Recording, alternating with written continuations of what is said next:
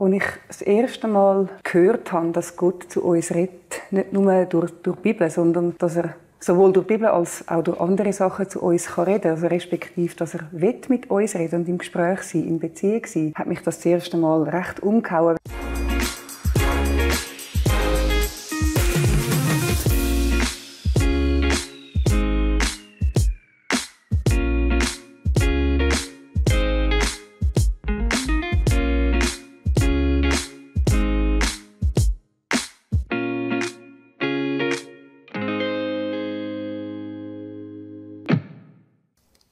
Eine Stimme, die das Leben prägt und die Leben und Hoffnung schenkt. In ihrem Buch «Du sprichst zu mir» lässt uns Sonja Sorbara teilhaben an einer Sehnsucht. An einer Sehnsucht nach einer tiefen, innigen Beziehung mit Gott, nach einer Verbundenheit, nach einem Austausch mitten im Alltag. Es freut mich sehr, dass ich mit ihr heute darüber reden darf, wie wir denn Gottes Stimme in unserem Leben noch mehr einbeziehen, dem immer wieder Raum geben und so eigentlich auch wirklich unser Leben auf eine andere Art prägen lassen. Herzlich willkommen bei uns im Talk. Herzlich willkommen Sonja. Schön, dürfen wir hier bei euch sein. Wir sind jetzt hier in Hirzenbach im Kaffee. Was verbindet das Kaffee mit dir? Ja, es gehört zu unserer Kirchengemeinde, wo mein Mann Pfarrer ist und ich Pfarrerfrau bin. Aber ich bin nicht als Pfarrerfrau da, sondern als jemand, der einfach auch ein Herz hat für das Quartier. Ich finde, es hat, als ich angezügelt bin, als wir uns überlegt haben, hier hinzukommen, bin ich da so rumgelaufen an einem regnerischen Tag und habe gedacht, es gibt keinen Ort, wo ich gerne sitzen würde, ehrlich gesagt. Und Gott hat dann wirklich ganz klar gemacht, dass er uns hier will. Und jetzt sind wir da, seit ein paar Jahren, und seit 8 Jahren gibt es einen Kaffee. Und ich finde, jetzt gibt es nicht nur das Kaffee, sondern auch noch andere Orte, wo man sehr gerne sitzt. Es ist so eine Anlaufstelle für viele aus dem Quartier. Alle kommen gerne und es ist einfach schön da. Ich liebe es. Das ist wirklich mega schön. Also wir haben uns auch gerade mega willkommen gefühlt. Und eben, ich bin jetzt mega gespannt, mit dir über das zu reden, eben Gottes Stimme, wie das ist. Es ist eben auch ein Herzensthema von dir, so allgemein Gebet, könnte man sagen. Also etwas, das dich viel beschäftigt, wo du dich auch investierst in andere und da auch anleitest und etwas prägen. Die Sehnsucht eben nach dieser Stimme. Wo hat das vielleicht so angefangen, wo das wie so tiefer wurde, dass du gemerkt hast, du willst dich da noch mehr mit dem beschäftigen? Also, als ich das erste Mal gehört habe, dass Gott zu uns redet, nicht nur durch die Bibel, sondern dass er sowohl durch die Bibel als auch durch andere Sachen zu uns reden kann, also respektive, dass er mit uns reden und im Gespräch sein, in Beziehung sein, hat mich das erste Mal recht umgehauen, weil ich eher so ein bisschen, mein Gottesbild war eher so ein bisschen ein strenger Richter und jemand, der schaut, dass ich keinen Fehler mache. Das war ein bisschen meine Prägung. Und zu merken, dass da ein Gott ist, der in erster Linie an Beziehung mit mir interessiert ist und sein Herz teilen, das hat mich eigentlich fast ein bisschen umgehauen. Und du hast am Anfang gesagt, Leben und Hoffnung. Und das ist wirklich so etwas, was ich merke, die Verbundenheit mit dem Gott ist etwas, wo Leben und Hoffnung gibt. Wo sich alles verändern kann. Und es ist wie ein Zustand, den man eigentlich nie mehr verlassen will. Die Verbundenheit mit dem Gott, weil es wirklich lebt und hoffnungsvoll ist. Mhm. Und das ist ja eben dann ein bisschen die Herausforderung, dass das wie normal wird. Also jemand schreibst du das eben, dass es so Gottes Stimme zu hören soll so normal sein wie Atmen für dich. Also etwas, wo man eigentlich wie gar nicht muss fast darüber nachdenken muss. Wieso ist das so schwierig, dass es eben so normal wird? Ich glaube, wir sind ganz fest geprägt, dass wir für uns selber schauen müssen. Also, dass wir unsere eigenen Sicherheiten aufbauen, dass wir genug Geld haben, dass wir versichert sind, dass wir abgesichert sind gegen alles, dass wir unsere Herzen auch schützen gegen Verletzungen. Jeder von uns ist verletzt und jeder von uns hat seine Unsicherheiten. Und was uns, ich sage jetzt mal, in Anführungszeichen, die Welt sagt, ist, schau zu dir selber, schau auf dich und schütze dich selber.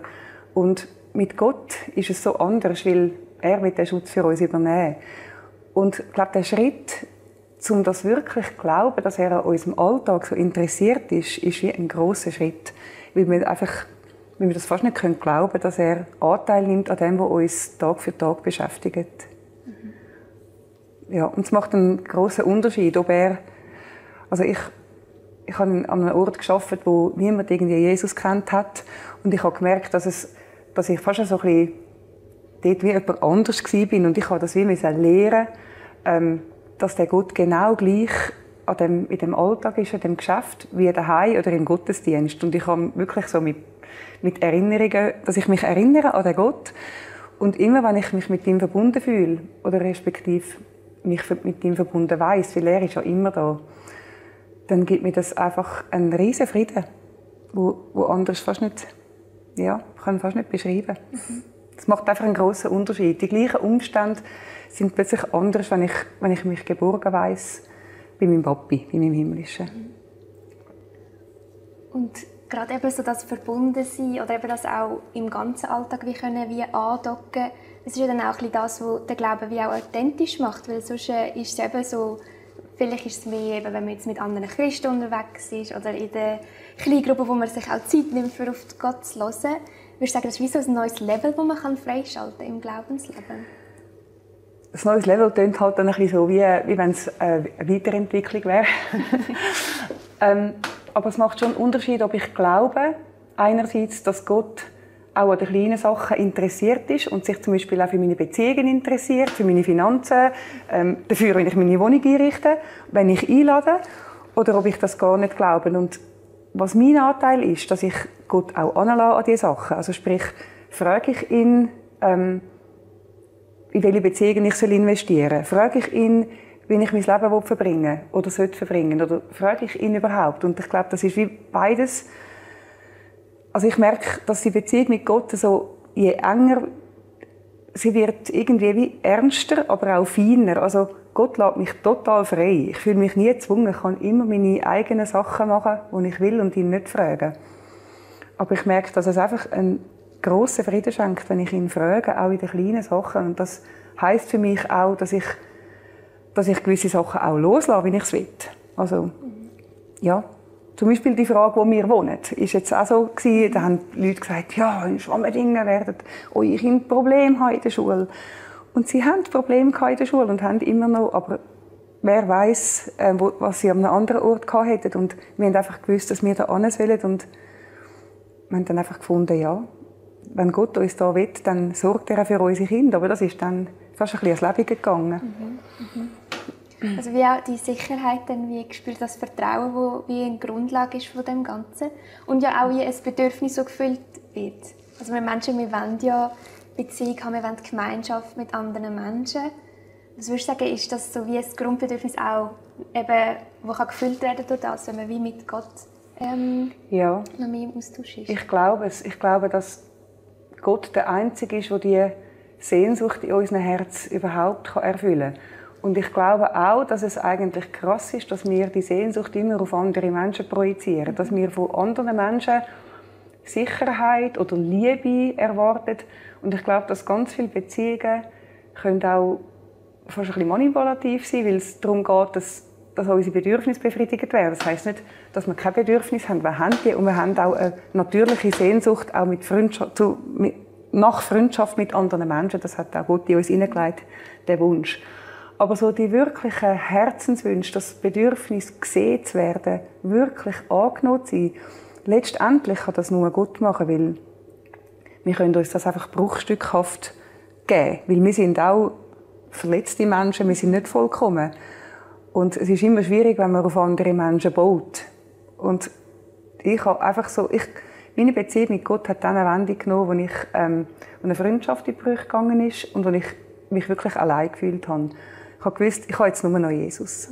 Und das, im Nachhinein ist das für mich sehr entscheidend gewesen, weil mir ist sonst vielleicht gar nicht die Idee, wäre mir gar nicht gekommen, dass Jesus der könnte sein, wo mir am nächsten ist und wo ich eine Beziehung mit ihm leben kann. Von dem her bin ich auch dankbar, dass das passiert ist. Schön. Und das Ganze zeigt ja, also du beschreibst es auch im Buch, dass ja auch Gottes Stimme hören nicht nur mit dem zu tun, dass wir ihn hören, sondern dass er sich auch mitteilen will. Ja. Was kann vielleicht so diese Perspektive ja neu auslösen, wenn man sich das so wirklich bewusst wird? Also, dass so ein grosser Gott, der ja eigentlich viel anderes, ganz anderes zu tun hat, als jetzt sich um mich zu kümmern, wenn man das sich so überlegt, sich mir mitteilen, das finde ich so ein grosses Wunder und das berührt mich extrem. Es steht so im Amos, dass Gott nichts macht, außer dass, also wenn er es nicht vorher seinen Freunden, den Propheten, anvertraut. Und das finde ich eigentlich recht krass, weil das für uns wirklich menschlich ist. Wir denken, Gott ist so unabhängig und er ist souverän und unabhängig, aber er will Beziehung mit uns. Und das finde ich mega krass. Das ist wirklich mega krass. Und eben, es zeigt eigentlich auch, wie genial er das wie auch eingerichtet hat, dass es dann wie auch möglich ist, so mit ihm in den Austausch zu treten. Auch eben das Ganze mit der Sprache, das ja auch mega viel mit dem zu tun hat. Und es geht ja dann auch ein bisschen darum, so eine gemeinsame Sprache zu finden. Also manchmal hört man auch Leute, die sagen, ja, sie haben eher ein bisschen Mühe mit dem, wie dann wirklich von Gott auch etwas zu hören. Oder eben, sind sich dann nicht sicher, ist das irgendetwas anderes, wo sie sich einfach selber wie einreden. Oder ist es so wie meine Intuition, die irgendwie etwas ist. Also wie das dann können wirklich unterscheiden.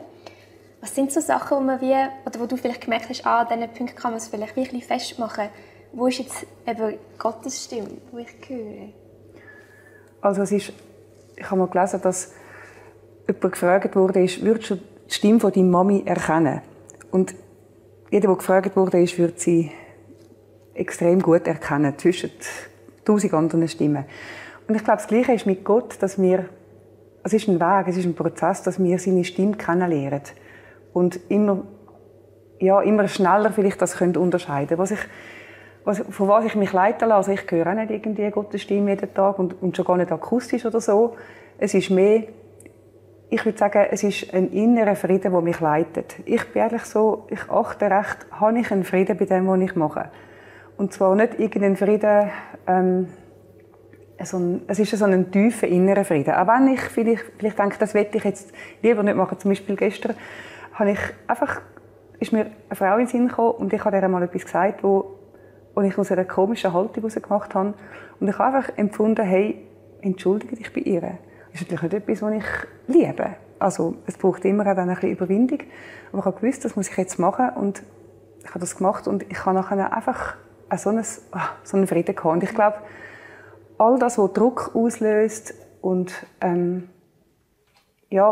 der Geschmack von Leben, sagen wir es mal so. Der Geschmack von Leben, das ist so etwas, wo ich merke, ich orientiere mich daran. Und das heisst nicht, dass Gott immer nur sagt, du bist so eine Liebe und du machst alles gut, sondern es ist seine Güte. Also man hat immer das Gefühl, Gott muss einem ja auch korrigieren. Und das macht er auch. Also er korrigiert mich sehr viel, wie jetzt das Beispiel von gestern. Aber wie er es macht, ist schon krass. Er macht es liebevoll. Er macht es so, dass ich mir wünsche, dass ich das will machen, was er mir sagt. Und das finde ich, da sind wir Menschen einfach ganz anders. Ich finde den Geschmack vom Leben, eben das kommt im Buch auch ein paar Mal vor, finde ich so irgendwie so ein gutes Bild. Man kann sich vorstellen, wie schmeckt es, wie kann man es wirklich einschätzen, anstatt eben so, es muss irgendwie eben das. Und dann hat man so einen ganzen Katalog, wo man sich fragt, bin jetzt eben das ich oder nicht, oder so. Zum merken, eben so ein bisschen das Ermutigende, das, was eben Leben spricht, Hoffnung schenkt, wo so ein bisschen den Geschmack auslöst. Das finde ich wirklich ein sehr schönes Bild. Und das dann wie zu hören, also es gibt ja den Bibelvers, Johannes 10, 27, mit der «Meine Schafe hören meine Stimme». Eben, es hat vielleicht auch ein bisschen mit dem zu tun, wo du gesagt hast, eben die Stimme von der Mutter, eben, die man wie kennt, also man muss es ja wie kennen. Oder würdest du sagen, der Vers tut das wie simpel zusammenfassen, was da dahinter steckt? Nein, ich glaube, es ist nicht zu simpel. Also, Gott kann natürlich zu uns allen reden, egal ob wir jetzt uns mega Mühe geben, ihn zu hören oder nicht. Er redet sogar durch Esel oder zu einem Paulus, der irgendwie ein Christenfolger war und so. Also er kann immer reden. Und ich glaube, dass es fast ein bisschen weniger an uns liegt, als an ihm. Er will zu uns reden und er hilft uns auch, ihn zu hören. Ich finde, das ist nicht so simpel, sondern es ist ganz schlicht mit Gott eigentlich. Erstaunlich schlicht. Dann denkst du, es ist mehr manchmal so das Empfangen. Da ist ja auch ein Kapitel im Buch, wo es ums Empfangen geht, wo man wie vielleicht auch so ein bisschen antrainieren kann oder eben sich so die Zeiten nehmen oder eben so kurz sich eben fragen, hat man jetzt den Frieden oder nicht, wo man könnte machen oder was würde so schnell im Alltag helfen, weil da ist ja auch nochmal ein bisschen der Unterschied, jetzt in der Stille, wo man wirklich anhockt, zum Beispiel auch mit der Bibel, mit seinem Gebetsbuch, wo man vielleicht auch Sachen aufschreibt, um Gott zu hören. Das verstehen ja vielleicht viele auch so mit Gottes Stimme hören, ob sie ihn hören oder nicht. Aber dann eben im Alltag ist es auch noch ein bisschen anders. Da braucht man ja schneller irgendwie Antworten, wenn man jetzt gerade Gott einbeziehen will. Ja, wir sind uns eher gewöhnt, so in der Stille mit dem Tagebuch und jetzt redet Gott und so. Das ist so wie das eine. Und das andere ist wirklich das im Alltag. Und wir haben 4 Kinder und ich finde es manchmal recht turbulent. Und das Herausfordernde finde ich, dass ich eben Gott frage. Also sprich, wenn 2 Kinder am Streiten sind und ich denke, ach nein, jetzt muss ich da wieder eingreifen. Wenn ich dort Gott frage, was soll ich machen? Dann finde ich es einfach cool, weil ich dann manchmal Ideen bekomme, die ich selber nicht hatte. Und ich glaube, das Geheimnis ist, ihn eben zu fragen. So, mit 4 Kindern kann man ihn zum Beispiel fragen, welches Kind braucht heute besonders meine Aufmerksamkeit? Oder gibt's einen Menschen, den du mir heute aufs Herz legst? Also ich glaube, das Fragen, dass eben Gott einerseits glauben, dass er eben interessiert ist an diesen Sachen, dass er da voll drin ist, das eine, und das andere, ihn, aber eben auch, das haben wir vorher schon gesagt, ihn auch reinlassen in die Sachen und auch reden lassen und dann auch bereit sein, auf ihn zu hören. Ich glaube, das ist so ich finde es ein mega Training, weil ich bin auch nicht jede Stunde vom Tag voll bei Gott und in seiner Gegenwart, obwohl ich mir es gibt nichts, was ich mir mehr wünschen würde. Aber das Fragen, ich merke, wenn ich aus dem Frieden gehe, dann will ich wieder fragen, will ich wieder andocken. Und wenn du jetzt merkst, dass vielleicht wie so ein bisschen der Kanal verstopft ist oder dass es so ein bisschen eine Kommunikationsblockade ist, wie gehst du da vor? Also, ich habe so gemerkt, dass jetzt auf meinem Weg, ich bin jetzt schon recht lange mit dem Thema Gottes Stimme so explizit hören unterwegs, finde ich so, am Anfang ist es fast ein bisschen einfacher. So, ich finde, Gott ist dann sehr gnädig. Er tut so mit Red und Macht und tut mich wie so ein bisschen, wie ein kleines Kind so ein bisschen, so verwöhnen, sage ich jetzt mal. Und ich glaube, dass es verschiedene Phasen gibt. Auch Phasen, oder respektive ich könnte sagen, sein Reden wird immer feiner. Es verlangt mehr von mir ab, dass ich wirklich aufmerksam bin ihm gegenüber, dass ich wirklich entschlossen bin, dass ich ihn reinreden lasse.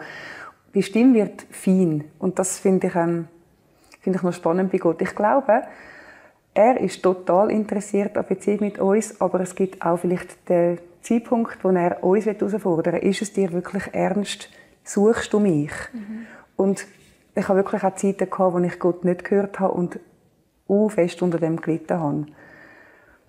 Und jetzt, wenn ich ihn so heute nicht höre, wenn ich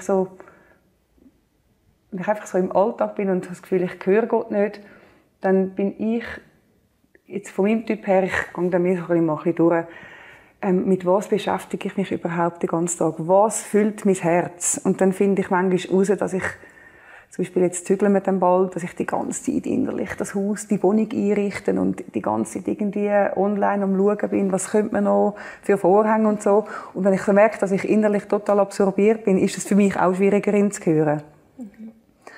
Aber er hat kein Hindernis. Er kann wirklich reden, egal was ist. Ich merke, dass ich in meinem eigenen Herz zur Ruhe komme, wenn ich ihn nicht höre.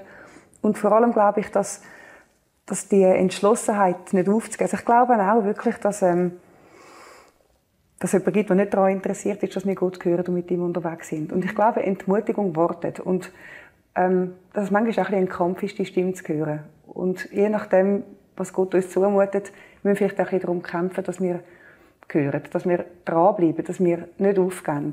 Ich glaube, das ist noch so ein Geheimnis. Und da finde ich es mega wichtig, dass wir mit anderen Leuten unterwegs sind, die uns auch ermutigen können. Dass wir nicht schauen.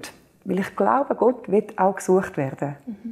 Irgendwie habe ich das so erlebt. Gottes Stimme hören hat ja auch viel mit dem Heiligen Geist zu tun, um ihn wieder einbeziehen. Und ich möchte noch ein bisschen auf das hineingehen. Zum Beispiel, gerade beim Bibellesen kann ja wie auch der Heilige Geist dann gewisse Sachen uns aufzeigen oder so, wo uns dann so persönlich ansprechen. Wie erlebst du das im Alltag oder wenn du die Bibel liest? Das war eigentlich mein Einstieg in Gottes Stimme zu hören, dass ich ihn gebeten habe, zu mir zu reden und ich dann einfach gelesen habe, bis mich etwas angekumpelt hat. Das war manchmal ein Wort oder ein ganzer Vers oder eine ganze Passage.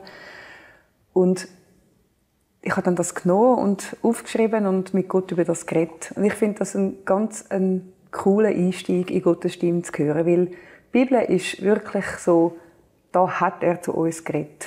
Aber eben, die Bibel ist riesig und ich glaube wirklich, dass Gott eben zu uns redet, wenn wir die Bibel lesen, dass er wirklich Sachen aufleuchten lässt. Und mehr als Bereitschaft und der Wunsch, dass er das macht, brauchen wir eigentlich nicht. Weil dann kann er wirklich zu uns reden, durch sein Wort. Und wie erlebst du es sonst so mit der Verbindung mit dem Heiligen Geist? Sachen, die er vielleicht wie schenkt oder durch die Gaben, die durch das fliessen können? Was hat das für dich mit dem Thema zu tun? Also die Gabe der prophetischen Rede.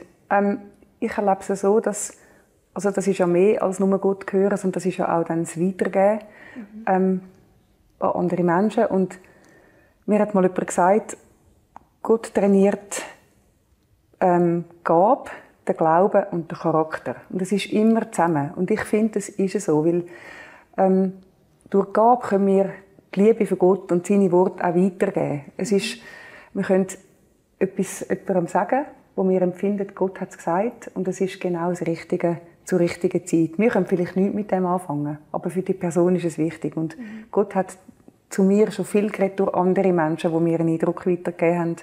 Und das ist etwas sehr Cooles. Ich glaube, das ist einfach noch so eine Art, wie Gott noch mehr Leute erreichen kann. Also eben nicht einfach nur jetzt für einen selber, wo er so mit einem in der Beziehung ist und redet, sondern eben es dann wie weitergeht eigentlich zu anderen Personen oder wo auch immer das kann weitergehen. Ja. Also ich glaube, es ist auch der Sinn, dass nicht nur unsere eigenen Herzen gefüllt sind, das ist auch schön, aber ich glaube, das ist wie der Start. Ich glaube, es geht darum, dass die Liebe von Gott überall sichtbar wird durch uns. Und das heisst nicht, dass wir überall ein prophetisches Wort weitergeben oder einen Bibelvers, sondern dass, wenn das Leben in uns ist, wenn wir den Frieden haben, dann strahlen wir das aus. Und es steht irgendwo in der Bibel, dass wir so wie einen Wohlgeruch, dass wir das verbreiten können, dort, wo wir sind. Ganz egal, wo wir sind. Und ich glaube, es geht letztlich um das, dass Menschen zu Gott hergezogen werden, dass sie ihn kennenlernen durch uns.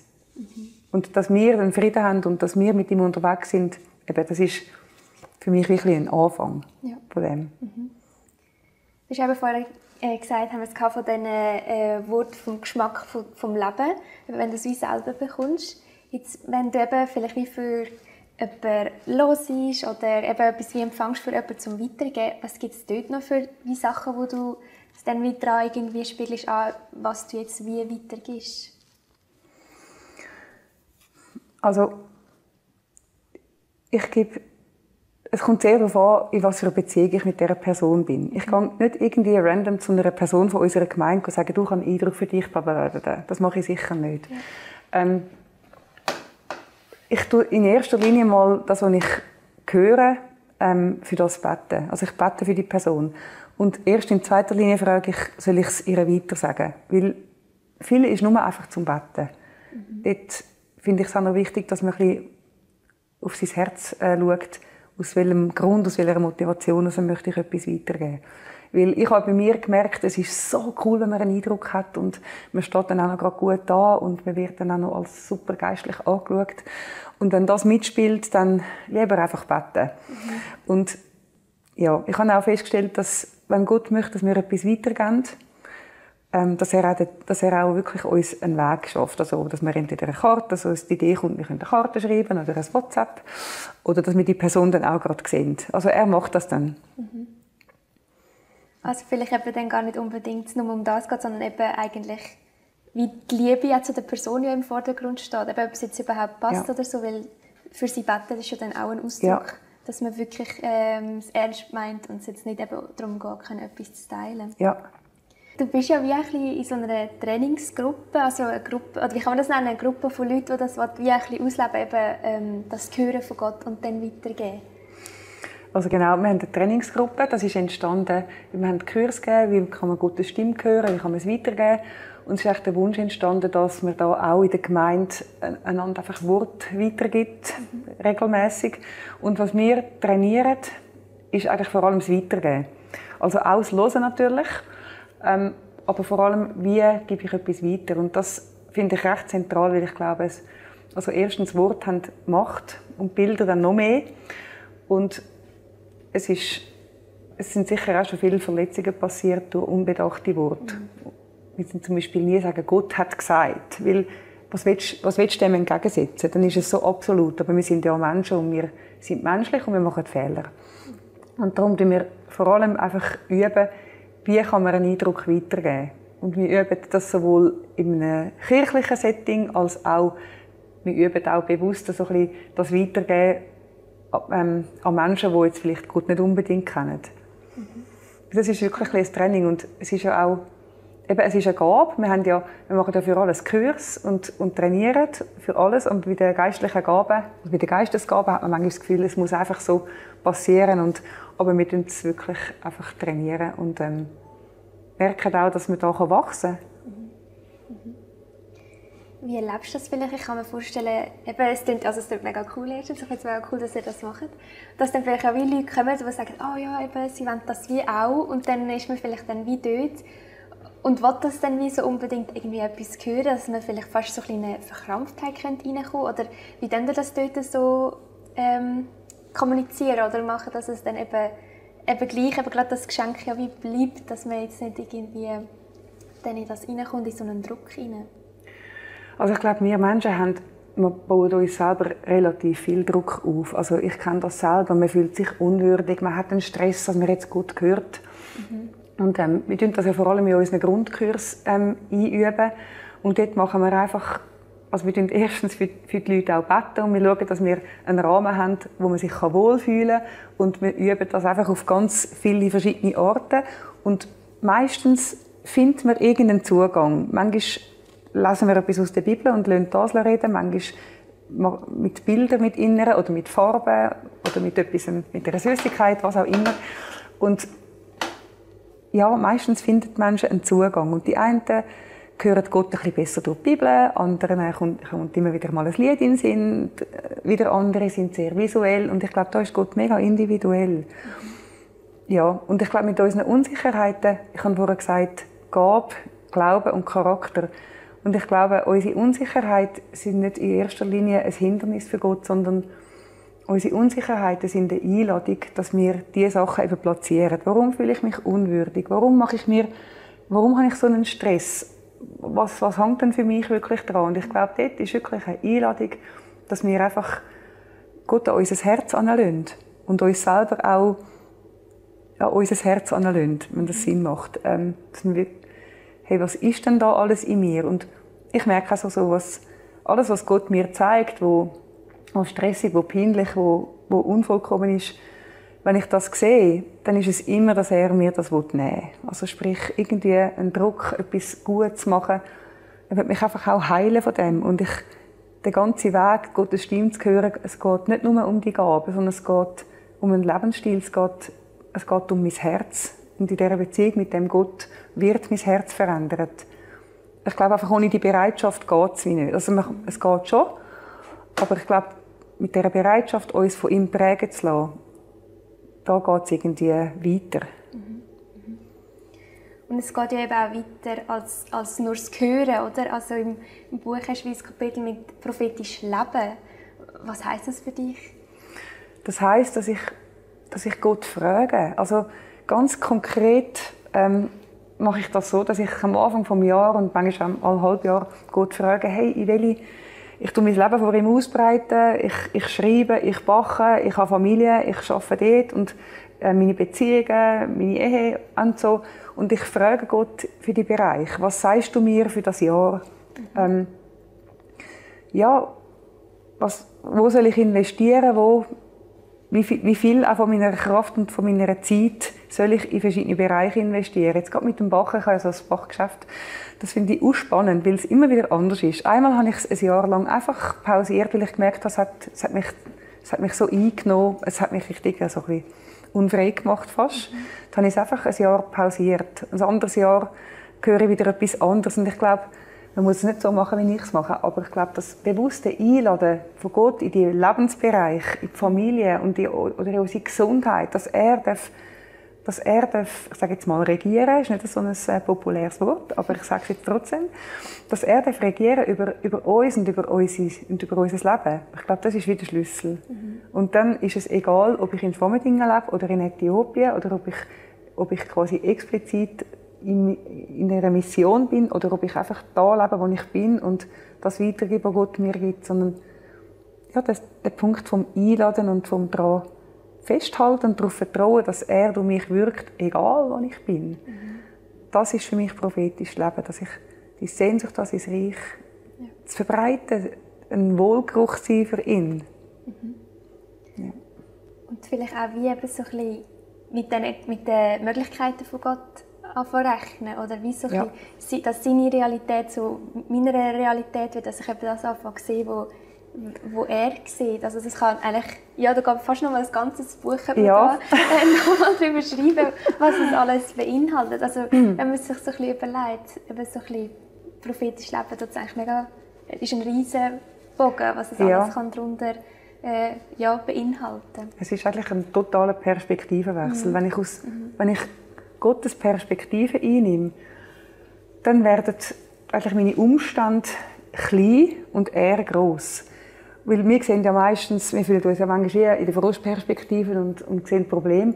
Aber wenn wir seine Perspektive einnehmen und seine Grösse, irgendwie, darum finde ich auch Anbetung so etwas Wichtiges, weil uns dann so bewusst wird, er ist so gross und so mächtig, dann werden die gleichen Umstände, die wir vorher Angst gemacht haben, werden zu einem Klacks für ihn. Ja. Und das ist halt cool. Oder auch, wie er andere Menschen sieht. Ich habe mir schon so viel Mal auch von ihm zeigen lassen, wie er jemanden sieht. Und dann sehe ich Sachen, ich habe mich vielleicht nur genervt ab jemandem und dann sehe ich, wie Gott die Person sieht.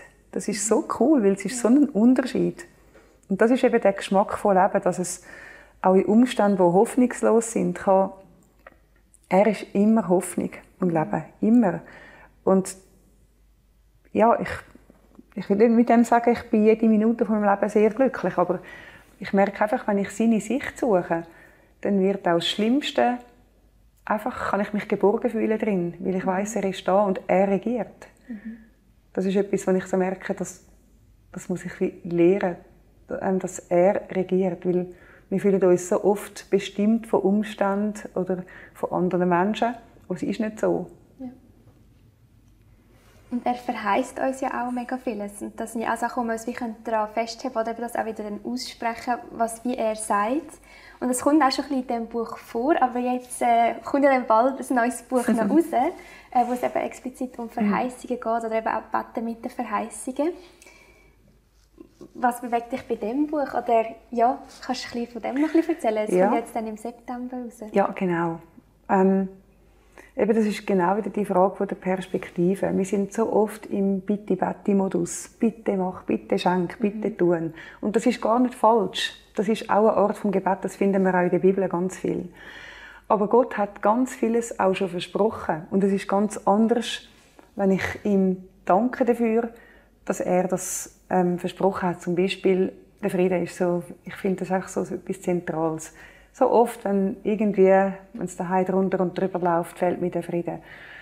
Und mit Verheißungen leben heisst eigentlich nichts anderes als das Glauben, was Gott sagt, was er schreibt. Ich meine, wir sagen, wir glauben an die Bibel. Aber wenn wir zum Beispiel sagen, leset, sorgt euch nicht. Ich meine, wer glaubt das schon wirklich, dass wir uns nicht sorgen sollen? Das ist doch etwas, das kann doch nicht sein. Sein Denken ist so anders. Und seine Verheißungen glauben und auch ins Maul nehmen, ich glaube, etwas aussprechen, gibt nochmal eine andere Dimension drin irgendwie. Auch wenn ich das selber gar nicht so gerne mache, ich tue lieber ein bisschen still für mich ein bisschen überlegen. Aber etwas aussprechen, sei es halt auch in Gedanken oder nicht, hey, ich danke dir, dass du jetzt eben deinen Frieden verheißen hast und ich nehme den. Das heisst eigentlich, ich stelle mich auf das Wort. Ich nehme es ernst und ich vertraue darauf und ich laufe mit dem. Und ich glaube, das ist das, was Gott sich wünscht. Das klingt mir natürlich längstens nicht immer, aber es ist mega cool, wenn man seine Eben, wenn man ihn anfängt ernst zu nehmen. Weil er nimmt uns auch sehr ernst. Ja. In diesem Buch hat man sehr stark gemerkt, eben, was so dein Herz dahinter ist, oder eben die Sehnsucht, eben fühle jetzt mit Gottes Stimme. Was ist vielleicht so die Sehnsucht oder dein Wunsch für das Buch mit den Verheißungen? Was wünschst du auch den Leuten, die das lesen vielleicht? Das habe ich mir noch nie so ganz konkret überlegt, aber ich glaube, es ist so der Wunsch, dass wir unsere Position einnehmen. Wir sind seine Kinder, wir sind in seinem Reich, er hat uns sein Haus anvertraut, wir sind mit ihm, er ist unser Gott, also wir sind nicht irgendwie gleichberechtigt, aber wir sind seine Kinder und er hat uns viel anvertraut und dass wir das nehmen und dass wir wissen, mit dem Gott in uns und an unserer Seite, da kann das eigentlich nichts, kann unserem Herz nichts passieren. Und dass wir das reinstehen und nicht, ja, ich habe mich oft unwürdig gefühlt oder Selbstanklage ist ja so ein Thema, das mich lange beschäftigt hat. Und ich merke so, wenn ich einfach glaube, hey, ich kann von mir denken, was ich will, aber du hast gesagt, ich bin dein Kind und ich stelle mich auf das und ich vertraue auf das und ich will in dem leben. Es hat einfach eine andere Kraft. Und es ist eine Entscheidung, es ist eine Übung. Also, sie wird uns nicht geschenkt, weil wir eben nicht in einer Welt leben, die uns ermutigt, zum Gott zu vertrauen. Es ist wirklich ein Dranbleiben. Aber ich glaube, das ist mein Wunsch, dass wir als Gotteskind handeln und glauben und leben. Danke vielmals, Sonja, für all die Antworten auf die Frage oder eben auch das, wie du das Thema so ein bisschen bringst. Ich finde, du bringst es mit sehr viel Herz über, aber eben auch, man merkt auch eben, wie eben alltagstauglich das gleich ist, das ganze Thema, weil man eben auch merkt, es ist nicht einfach alles, muss immer so perfekt und man hört immer alles, sondern eben, wie es auch immer wieder ein neu andocken ist. Das finde ich mega schön, wie du es im Buch beschreibst, aber jetzt auch im Talk. Danke vielmals, haben wir da sein bei euch im Kaffee. Danke vielmals, Anina. Ich danke euch vielmals fürs Zuschauen. Noch ganz einen schönen Tag. Tschüss miteinander. Dieses Video ist nur möglich dank freiwilliger Unterstützung der Community. Unser Ziel ist es, täglich ein neues Video zu veröffentlichen. Um dieses Ziel zu erreichen, suchen wir 365 Videopartner, die uns mit je 150 Franken pro Jahr unterstützen. Als Videopartner trägst du direkt dazu bei, dass noch mehr Menschen das Evangelium hören und im Glauben ermutigt werden. Melde dich jetzt als Videopartner an unter www.livenet.ch/Videopartner.